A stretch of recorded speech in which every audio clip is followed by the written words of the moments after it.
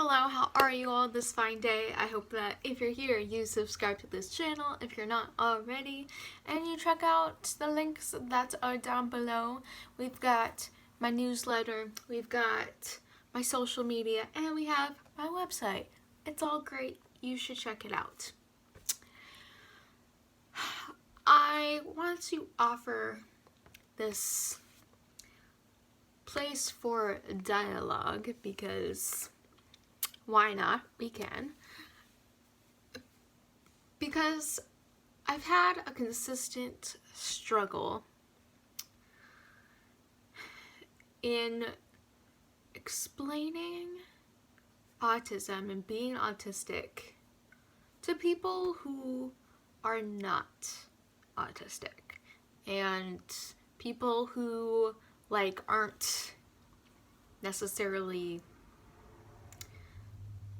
well versed in it. It's not something you go and read about and you know the ins and outs of it. And I feel like there's a communication breakdown in there where for things that I just find normal, and that's just what I know as normal, versus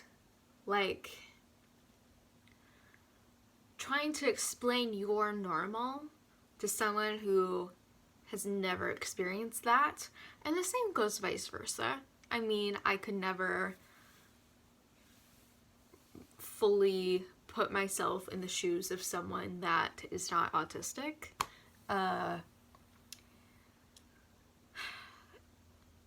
So it's hard to figure out, what are the right words here? How can I give you this information in a way that you will actually take seriously? And usually that requires talking and verbalizing it, which again, that's difficult for us folks, because if you're like me, I feel like 98% of the time that I'm talking, I make no sense, because that's why I'm here talking to you, right? So what I found is helpful is using analogies, or just making some sort of comparisons, metaphors, if you will. Welcome back to English here. Just different images for people to kind of conceptualize how different situations affect you. For example, I think a very common one for chronic illness and neurodiversity included is a spoon theory, which I can link down below if you haven't heard of it, but essentially waking up each day with a certain number of spoons, and everything you do requires a certain number of those. And just to illustrate, how limited it might seem for your energy and what you want to prioritize each day. I found when specific situations pop up that I would otherwise just feel kind of helpless in the way of how are we going to understand each other here and make sure that we're taking care of each other and ourselves. So for a personal kind of example is when someone enters what I consider my home and my space, it's almost like someone walking into the bathroom when you're taking a shower. Like, it's weird, it's uncomfortable, like, I've kind of made this shower, this bathroom, I close the door, doesn't that count for something? And then someone just kind of like walks in and starts doing whatever in there. So that's just one example, and even just the fact that we can't change being autistic in those traits, those behaviors, to equate that to your sexuality and the fact that you can't change that as well, as much as you want to try, you can't. So taking different situations and images where a neurotypical person would have the same sort of feeling, but we just feel it in different situations and more deeply, not as deep, you know. There's, when you really think about it, there are a lot of differences that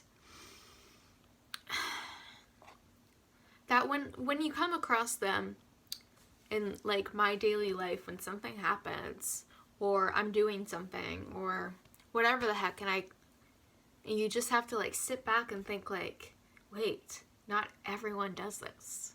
Not everyone feels this way. So I can imagine I know it's the same on the other side too.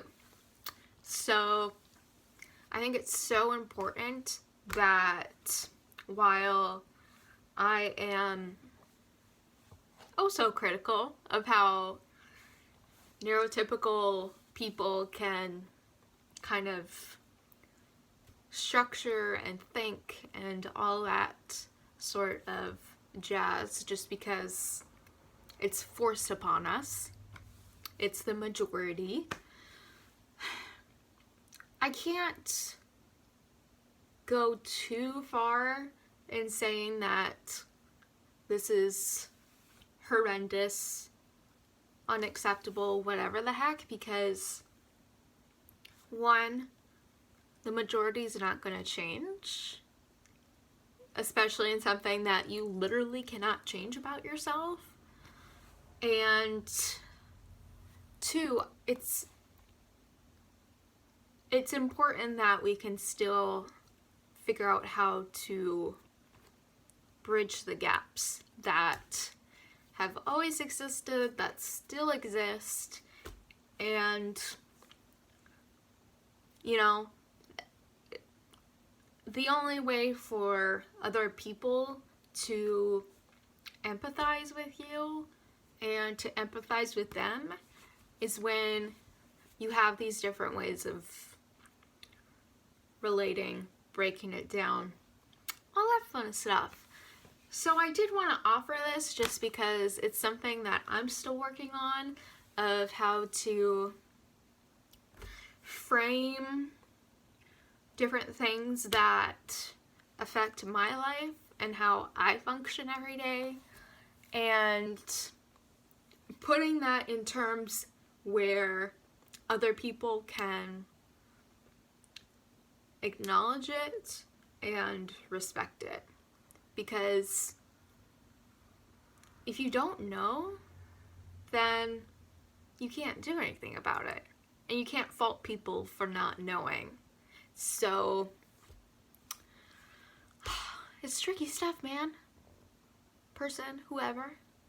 And I'd love to hear your thoughts, your experiences on how this affects how you live and how you relate to other people.